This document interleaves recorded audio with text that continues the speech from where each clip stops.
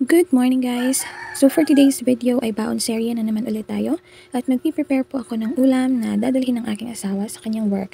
So kagabi pa lang ay nag-request na talaga siya na gusto niya daw mag-ulam ng tortang talong.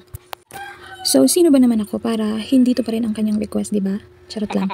Pero sa totoo lang, ipabor po sa akin yung kanyang request kasi nga madaling gawin lang naman yung tortang talong. So nag-grill na nga ako agad ng talong. Kasi yun din yung gusto niya. Ayaw niya na nilalagay yung talong kasi daw nawawala na yung lasa. So nag-grill na ako at pagkatapos kong mag-grill lahat, binalatan ko na din siya paunti-unti. Ang hirap palang balatan kapag mainit. Naku, day. Dapat pala pinalamig ko muna bago ko siya binalatan isa-isa. Inabot talaga ako ng siyam-siyam bago ko natapos yung pagbabalat nitong 5 talong na to, day. Talagang ihirap palang balatan. Tinry ko na nga lahat ng paraan. Inuna ko sa may bandang ulo pero ang hirap pa din. Tapos tinry ko naman yung sa bandang last part na, yung sa may buntot. Sus, ang hirap pala talagang balatan ito. First time ko kasing magbalat ng talong na ginril at hindi nilaga. So, challenging pala talaga siya. O, siguro ganun lang talaga kapag mainit, hindi ko talaga masyadong gamay pa yung pagbabalat ng talong. Pero after 10,000 years is natapos ko din yung pagbabalat. So, of course, yung next step, nag-crack lang ako ng 2 itlog and nilagyan ko lang siya ng pampalasa. So, salt, tapos maraming pepper, tapos naglalagay din ako ng chili powder para may konting anghang ba. Konti lang naman kasi yun yung nakasanayan namin. Naglalagay kami ng konting chili powder as much as possible halos sa lahat ng lutuin namin. Para may konting anghang lang. Pwede din chili flakes or cayenne pepper. Parang kahit anong available sa inyo. Naglagay din pala ako ng konting garlic powder at muo na nga yung garlic powder. Ewan.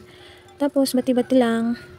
Yan, bati-bati lang hanggang well combined na yung lahat ng mga pampalasang nilagay dyan sa itlog. So, 2 itlog lang, okay na siguro yan.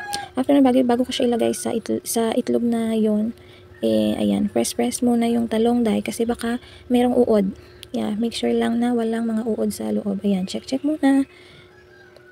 Nako, mahirap nang makakain tayo ng hilaw or ng uod at baka gumanda yung ating singing voice. Yun ang sabi kasi nila, pag nakakakain ka daw ng uod, gaganda yung boses mo. Syempre, charot lang. Tsaka, kinuha ko lang pala yung last part ng isang talong kasi ang tigas, hindi ko alam kung bakit. Pagpasensyahan nyo na pala yung mga background noises dito guys, ang daming manok at kung ano-ano pa kasi nga, ganito talaga dito sa province life Madami talagang maingay na kapitbahay, maingay na manok and everything. So, ayun na nga, nilagay ko na din yung talong sa itlog na mixture ko. Tapos, syempre, ano pa bang next? Magpapainit po tayo ng mantika.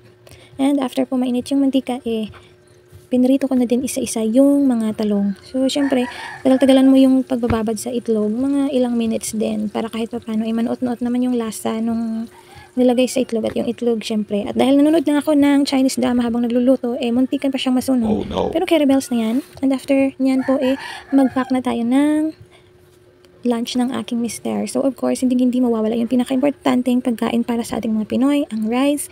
Rice is life, always. Tapos, naglagay lang po ako ng 2 tortang talong. Siyempre, pinili ko yung pinaka-hindi naman sunog sa lahat.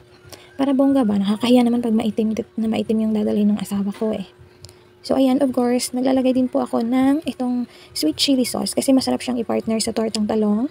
Gusto din niya ng asawa ko. Kaya dapat meron yan kapag tortang talong yung ulam niya. And of course, yung pangmalakasang cucumber, pampagana yan Tsaka para medyo healthy naman kahit paano.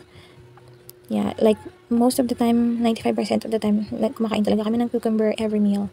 Favorite naming mag-asawa. So, ayan, naglagay lang ako ng makakasya dito sa maliit na lagayan niya. So, yun lang naman. Very simple na lunch. Pero happy na si Mr. Jan. Yan, parang bata yan pag nagdadala siya ng lunch. Ayan, at ipapasok natin sa kanyang pangmalakas ang lunch bag na nabili ko ng 36 pesos sa Shopee. Of course, yung kanyang kutsara at tinidor. And, yun lang guys. Kompleto na yung lunch ng aking mister. Thank you so much for watching. See you on my next videos. Bye-bye!